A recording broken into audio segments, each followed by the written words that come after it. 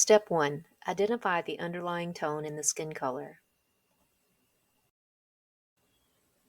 Step 2. Create a chart using neutral colors plus white to form various skin colors to choose from. The neutral colors that I chose to mix these skin tones include yellow ochre, transparent oxide yellow, raw umber, raw sienna, burnt sienna, transparent oxide red, and transparent oxide brown. Some of these base colors have a yellow undertone, some of them have an orange undertone, and some of them have a purple undertone. I see them as warm and cool undertones.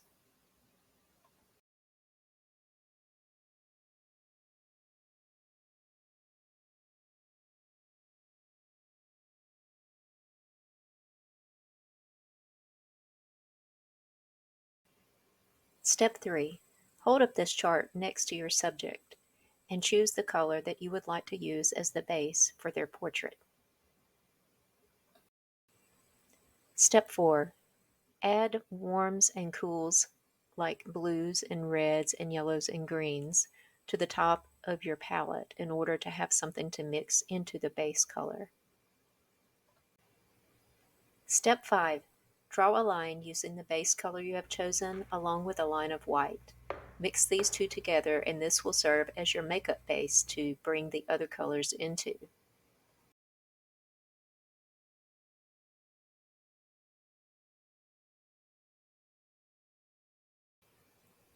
Step 6.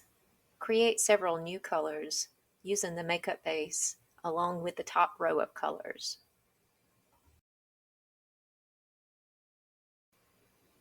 In this example, I am using transparent oxide red and white as my makeup base, and I am mixing into it some blues and yellows and greens, including ultramarine blue, king's blue, pyrrole red, madder lake, lemon yellow, leaf green, and sap green, as well as black.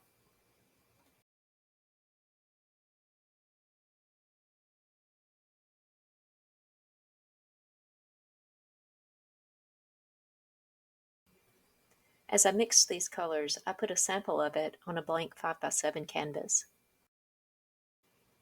I repeated this process of mixing different colors into bases, and in the end I had several small canvases that I could use as reference tools. Okay, so I wanted to show you the end result of mixing with transparent oxide brown and white and a few other colors like ultramarine,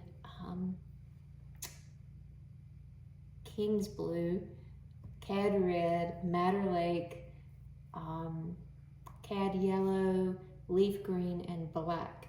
And that's what I tinted the mixtures with. So the original mixture, the line below, I would put a line of white and then a line of whatever other color, in this case was transparent oxide brown, to make my makeup base that I would tint with these other colors. I will be teaching and demonstrating this process more in depth at my upcoming workshop in Cartersville, Georgia at the Booth Art Academy. It will be held September 25th through the 27th. Click this link to register.